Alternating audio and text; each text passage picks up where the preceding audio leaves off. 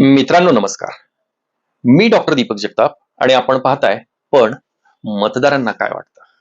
आज मी ज्या विषयावर बोलणार आहे तो विषय आहे म्हात्रेंचा जामीन झाला मग आता पुरस्कार वापसी करा.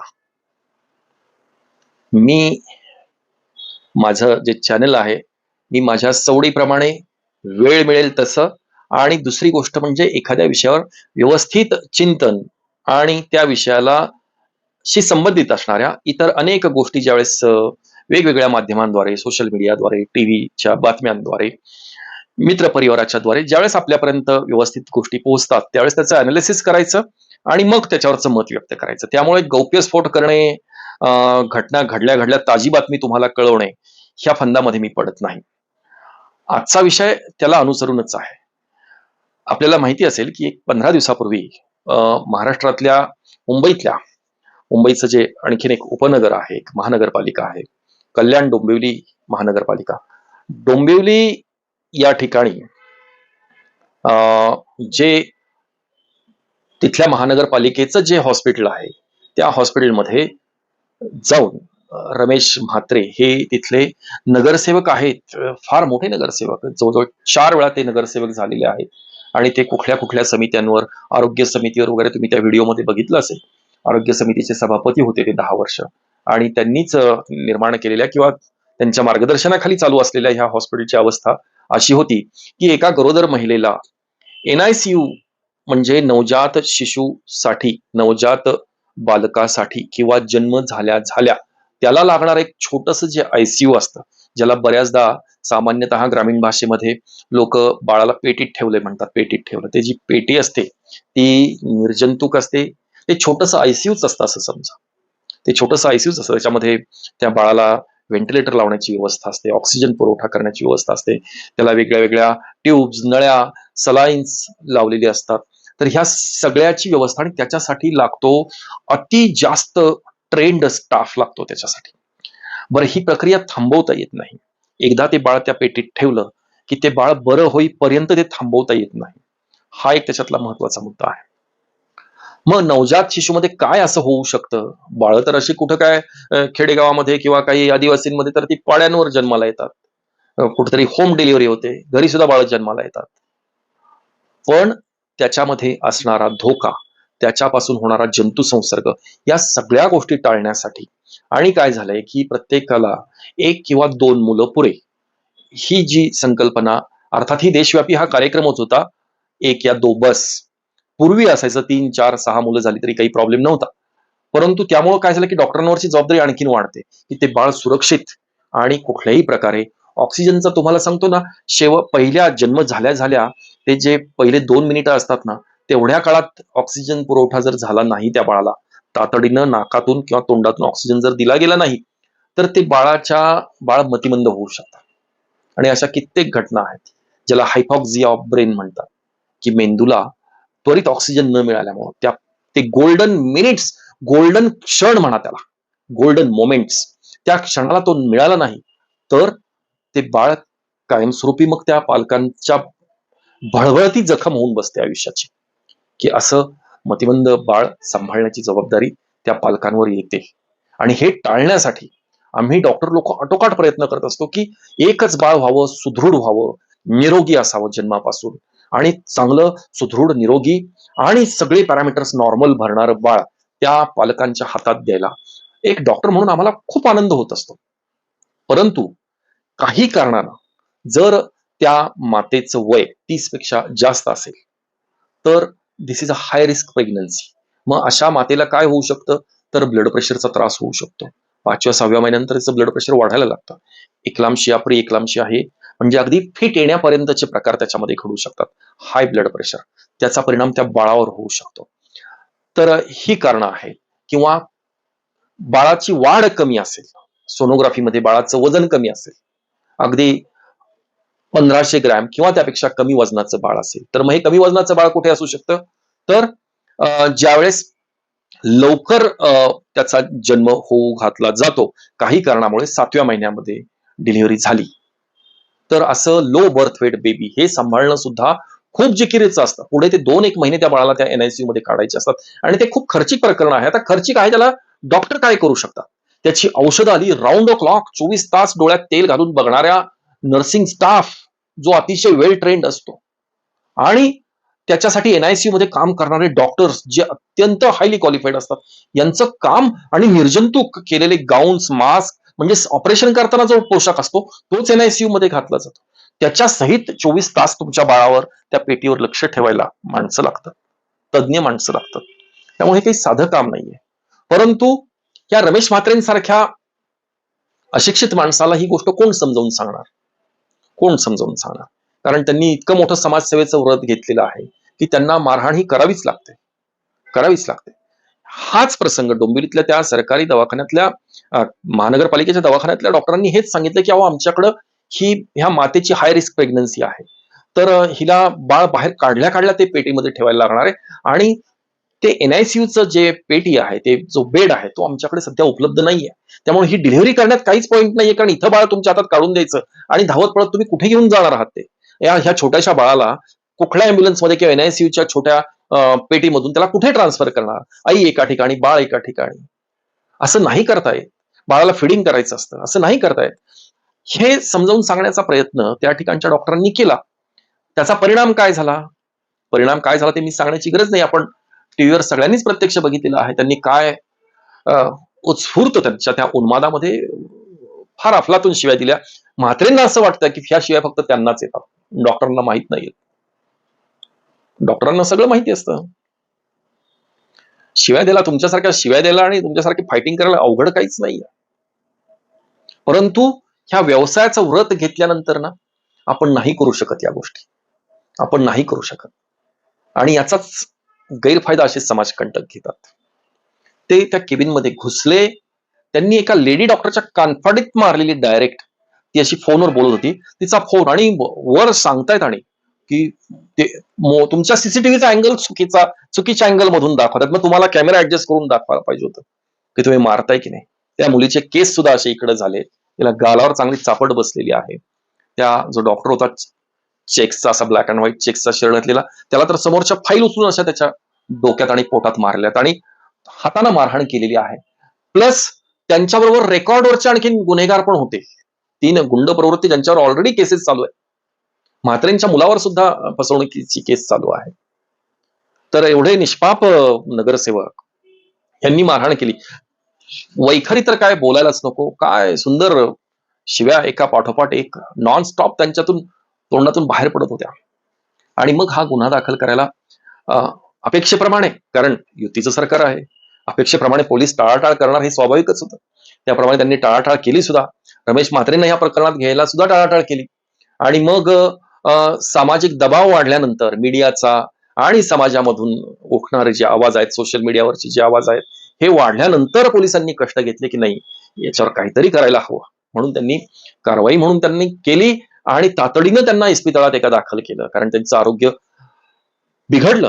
म्हात्रे साहेबांचं आरोग्याची समस्या त्यांना मोठी सुरू झाली लगेच तात्काळ. मारहाण करताना त्यांना ताकद होती, त्यांना अशक्तपणा आला, त्यांचं बीपी लो झालं, ही कारणं दिली डॉक्टरांनी आणि म्हणून त्यांना डायरेक्ट न्यायालयानं हॉस्पिटलमध्ये त्यांना भरती करा म्हणून सांगितलं.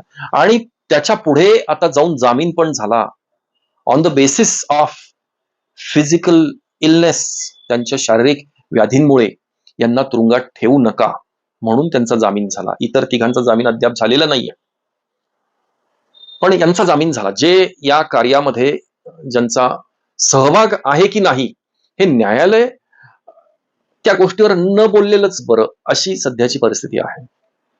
सरकार या गोष्टीवर सुद्धा न बोललेलंच बरं, अशी सध्याची सरकारी व्यवस्था आहे, गृह मंत्रालयाची अवस्था आहे.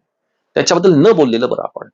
म्हणजे जी सुज्ञ लोक आहेत तुमच्या माझ्यासारखी, यांनी न बोललेलं बरं. अशाच प्रकारची सेम टाईपची केस एक मागच्या वर्षी दीनानाथ मंगेशकर रुग्णालय पुणे या ठिकाणी घडली होती.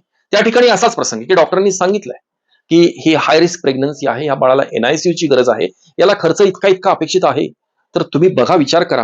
हे सांगेपर्यंत पेशंट तिथून नाहीसे झाले आणि मग पुढचा जो काही वृत्तांत आहे तो तुम्ही सगळा टीव्हीवर आणि सगळ्या माध्यमांवर ते सुपरहिट झालं, मग सगळीकडे पसरलं ते. म्हणजे हे सांगणं सुद्धा डॉक्टरांनी बाबा चांगलं तुमच्या बाळाच्या सुरक्षिततेसाठी सांगितलं ही गोष्ट. लक्षात घ्या. बाळाच्या सुरक्षिततेसाठी सांगितलंय, मातेच्या सुरक्षिततेसाठी सुद्धा सांगितलंय, की ही डिलिव्हरी झाल्या ह्याला असं असं ठेवायला लागेल. याचा औषधाचा खर्च इतका, आयसीयू बेड पेक्षा जास्त कदाचित, किंवा आयसीयू बेड इतका खर्च, दिवसाला 10,000, 12,000, 15,000 इतका खर्च येतो. आणि हे पुढे कमी कालावधीमध्ये जर जन्म झाला असेल, 7व्या महिन्यात डिलिव्हरी, 8व्या महिन्यात झाली असेल, तर पुढे महिनाभर खर्च होणार आहे तो. मग याची कल्पना डॉक्टरांनी द्यावीच लागते ना. किंवा ज्यांच्याकडे बेड नाहीये, डोंबिवलीमध्ये बेड नाही, तर हे सांगायलाच पाहिजे ना, की बाळ हातात काढून द्यायचं नंतर आणि सांगायचं एनआयसीयू मध्ये घेऊन जा. कसं घेऊन जा? म्हणजे परत त्यावेळेस पण तुम्ही मारहाणच करणार. त्यावेळेस तर आणखीन जास्त जोरदार मारहाण करणार, की आम्हाला सांगितलंच नाही. एवढा गुंता होता तर आम्हाला का नाही कल्पना दिली? एवढा प्रॉब्लेम होता तर मग हे इथं केलंच कशाला? तुमच्याकडे सोय नसताना तुम्ही केलंच कशाला? परत तिथून पण मारहाण. म्हणजे मारहाण काही टळणार नव्हती डॉक्टरांची. मारहाण काही टळणार नव्हती. याच्यावर टीव्हीवर फडणवीसांचे सुद्धा बाईट्स झाले, आपण सगळ्यांनी बघितलेले आहेत. ज्या पक्षाचे रमेश म्हात्रे हे कार्यकर्ते आहेत आणि नगरसेवक आहेत, त्या शिवसेना या पक्षाचे सर्वेसर्वा माननीय नामदार उपमुख्यमंत्री एकनाथराव शिंदे यांचं सुद्धा आपण बोलणं बघितलेलं आहे. नामदार प्रकाश आंबेडकर आरोग्य शिक्षण मंत्री यांचंही स्टेटमेंट बघितलेलं आहे. एकनाथराव शिंदे पुत्र आणि खासदार श्रीकांत शिंदे यांचंही काय म्हणणं आहे, बोलणं आहे, ते आपण टीव्हीवर बघितलेलं आहे. सगळ्यांचं बोलणं एकसारखं आहे आणि अतिशय चांगलं आहे, की समाजाला कायद्याचा धाक हा असलाच पाहिजे. कायदा सर्वांसाठी समान आहे आणि न्यायालयावर आमचा विश्वास आहे आणि न्याय व्यवस्था आणि संविधान योग्य प्रकारे आरोपींना शासन करेल. न्याय व्यवस्थेमध्ये आम्ही ढवळाढवळ करणं चुकीचं आहे. या क्षणाला या गोष्टी न्यायप्रविष्ट असल्यामुळे आम्ही आमचं मत सध्या मांडणं चुकीचं आहे. ही स्टेटमेंट, ही जी मी वाक्य बोलते, ही डिप्लोमॅटिक अँसर्स म्हणतात त्याला. ही डिप्लोमॅटिक अँसर्स सवयीप्रमाणे आणि त्या विषयाच्या गांभीर्याप्रमाणे मुख्यमंत्री असतील, मुख्यमंत्री गृहमंत्री सुद्धा आहेत, एकनाथराव शिंदे उपमुख्यमंत्री, त्यांच्याच पक्षाचा कार्यकर्ता आणि नेता आहे मोठा. पत्रकार स्ट्रेट फॉरवर्ड विचारतात श्रीकांत शिंदेना, नाव घेऊन सांगतात की रमेश म्हात्रेंचं तुम्ही काय करणार आहात. एकनाथराव शिंदेना नाव घेऊन प्रश्न विचारला जातो की तुम्ही काय करणार आहात या रमेश म्हात्रे या व्यक्तीचा. कायदा बघून घेईल. न्याय व्यवस्था भारताची उत्कृष्ट आहे. शासन त्याला, न्याय व्यवस्था त्याचा हिसाब किताब बरोबर करेल. चुकूनही तोंडात, दोघांच्याही तोंडात, पिता पुत्रांच्या दोघांच्याही तोंडात नाही की याला आम्ही हाकलून देतो, याची पक्षातून तातडीनं हकालपट्टी करतो. एक नगरसेवक गेल्यानं आम्हाला काही फार फरक पडत नाहीये. आणि हकालपट्टी केलेल्या अशा नगरसेवकाला, ज्याचं हे सगळीकडं चित्रपट जिकडं गाजलेला आहे सगळ्या देशभरामध्ये, त्यांना कोणी पक्ष स्थान पण देईल असंही नाहीये. केवढी दहशत असावी त्या नगरसेवकांची. प्रकाश आंबेडकर आरोग्यमंत्री म्हणतात की आपली न्याय व्यवस्था आणि त्याची दखल घेईल आणि भारतीय न्याय व्यवस्थेवर आमचा विश्वास आहे आणि त्याचा योग्य तो फैसला होईल आणि त्या संबंधितांना न्याय नक्कीच मिळेल. केवढी मोठी मोठी मतं ह्या लोकांनी मांडलीत, ह्या विद्वान लोकांनी. यांच्या विद्वत्तेला आणि आमच्यासारख्या सर्वसामान्य लोकांना काही याच्यातलं कळतच नाही. ह्यांना त्यामुळं साष्टांग नमस्कार आहे आमचा. फक्त असाच एक प्रसंग मित्रांनो मला चांगला आठवतोय. असाच एक प्रसंग, काही गुंड, फक्त ते राजकीय गुंड नव्हते, काही गुंडांनी नाशिकला असा प्रकार केला होता काही वर्षापूर्वी. त्यावेळेस तिथे विश्वास नांगरे पाटील हे IPS अधिकारी होते. आता ते नागपूरला गेलेत. ते नाशिकला असताना त्यांनी हे असले 10-12 गुंड असे फरफटत आणले ते रस्त्याला. त्यांची वरात काढली ती विश्वास नांगरे पाटलांनी. तर पोलीस सुद्धा एक माणूस असतो आणि त्या माणसाला व्यक्ती तितक्या प्रकृती विश्वास नांगरे पाटलांसारखेच सक्षम सगळे असतील असंही आपण मानण्याचं कारण नाही. किंवा कोणाला ते चुकीचंही वाटेल की जे सगळ्या माझ्यासारख्या सर्वसामान्य लोकांनी सगळ्यांनी बघितलं की काय प्रकारे शिव्या देतात आणि काय प्रकारे ठोसे मारतात आणि लाथाबुक्क्या मारतात, हे सगळ्यांनी बघितलेलं आहे. न्यायालयानं बघितलं असावं, पण त्यांचं मत आहे की एवढ्या आजारी माणसाला, ज्याला शिव्या 4 तोंडातून शब्द फुटत नाही, शिव्या देऊ शकतो पण बाकीचे शब्द फुटत नाही, मारायला ताकद येऊ शकते पण त्याला अशक्तपणा जाणवतोय, शब्दांची सरबत्ती जो काढू शकतो त्याला अचानकपणे त्याचा ब्लड प्रेशर ड्रॉप होतोय, या वैद्यकीय पॅरामीटर्सवर त्याला दिलासा मिळाला आणि त्यांना घरी सोडण्यात आलं की जा तुम्ही आराम करा.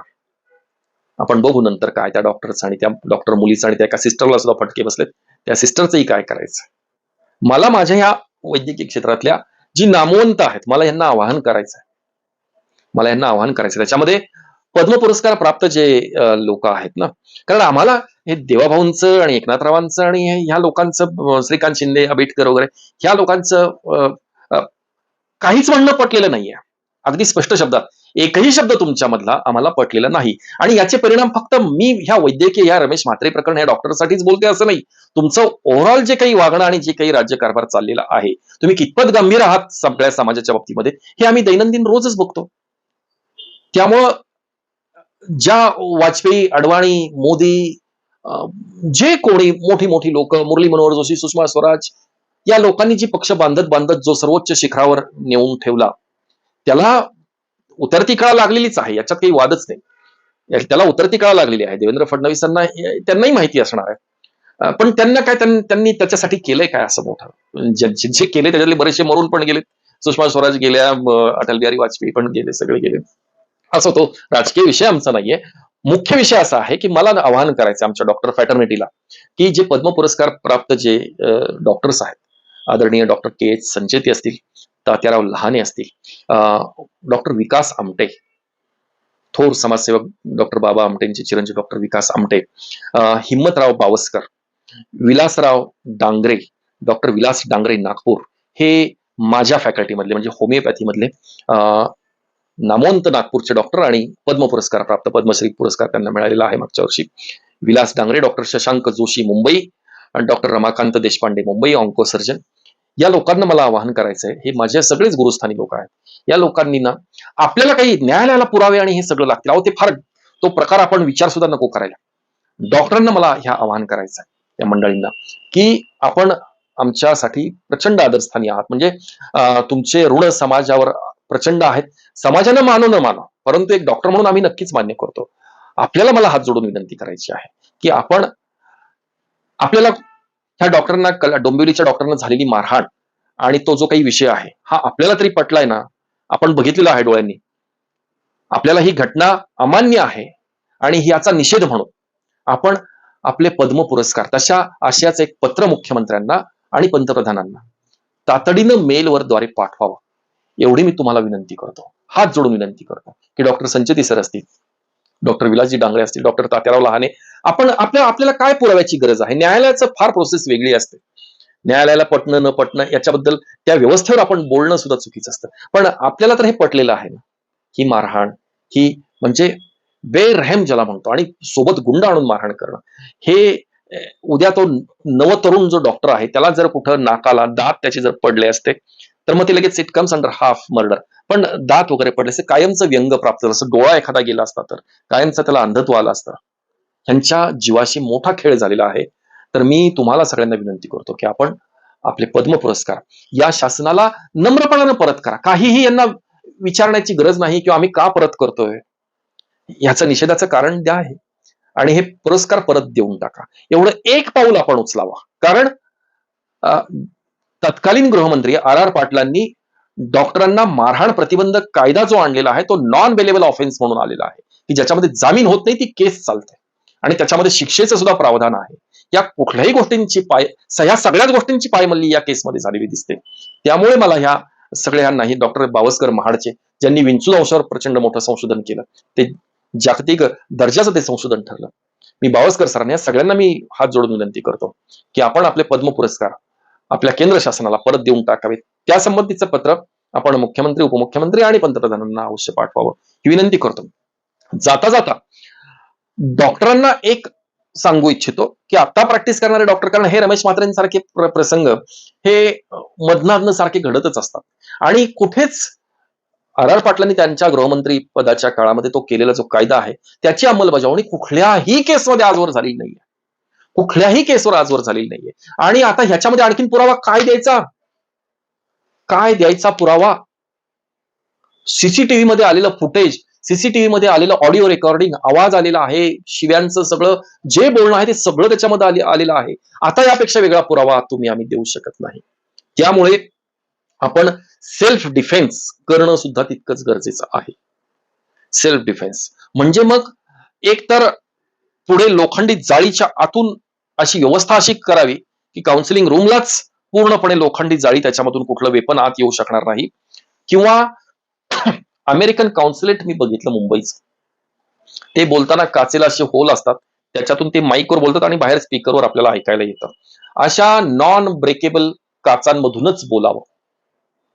काही कारण हे आमदार आले आणि नगरसेवक आले, काही कोणाला मिठ्या मारण्याची गरज नाहीये. मिठ्या मार त्यांची लायकी त्यांनी सिद्ध केलेली आहे.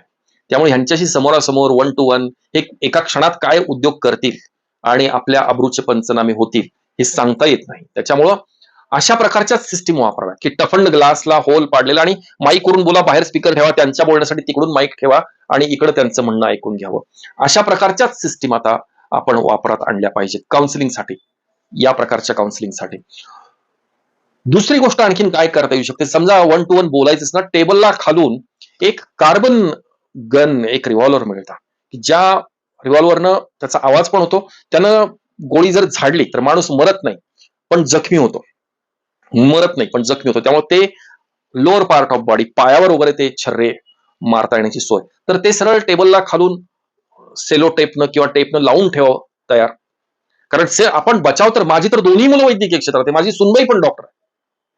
त्यामुळे हे प्रसंग दिवसेंदिवस घडत जाणार आहेत. कारण हा उच्छाद मी फक्त डॉक्टरांपुरताच म्हणत नाहीये.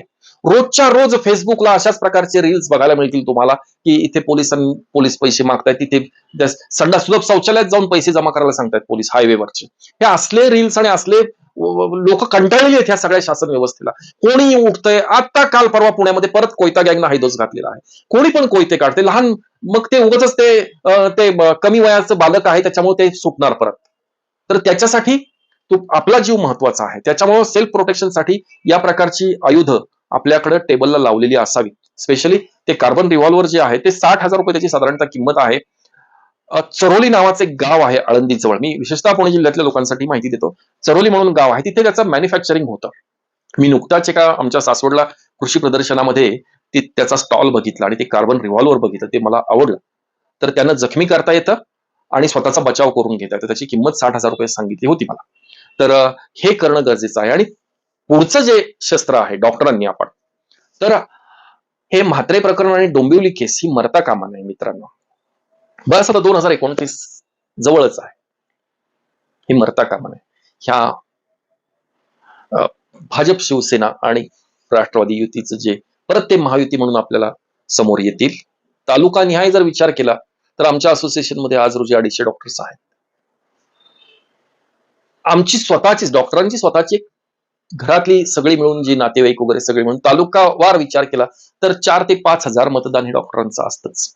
आणि मतदानाला जायचं आणि मग काय करायचं हे तुम्हाला सांगण्याची गरज नाहीये, त्याच्या विरोधात मतदान करायचं. कारण 1,000-1,500 विधानसभेला 1,000-1,500 मतानेच बरेचसे आमदार पडलेले आहेत किंवा बरेचसे विजयी झालेले आहेत 400-500 मताने सुद्धा. तर हा जो आपलं पोटेन्शियल आहे ना, हे त्या मतदानाच्या दिवशी आपल्याला दाखवावं लागेल. आणि त्याच्यासाठी मग ह्या महायुतीच्या विरोधात आपल्याला मतदान करावं लागेल. त्याला इलाज नाहीये, त्याला इलाज नाहीये. त्यामुळे सुरक्षित राहा. शक्यतो ह्या ज्येष्ठांनी आपापले पद्म पुरस्कार शासनाला परत द्यावेत ही परत एकदा विनंती करतो. आणि सेल्फ डिफेन्स ही गोष्ट अत्यंत महत्वाची आहे. धन्यवाद.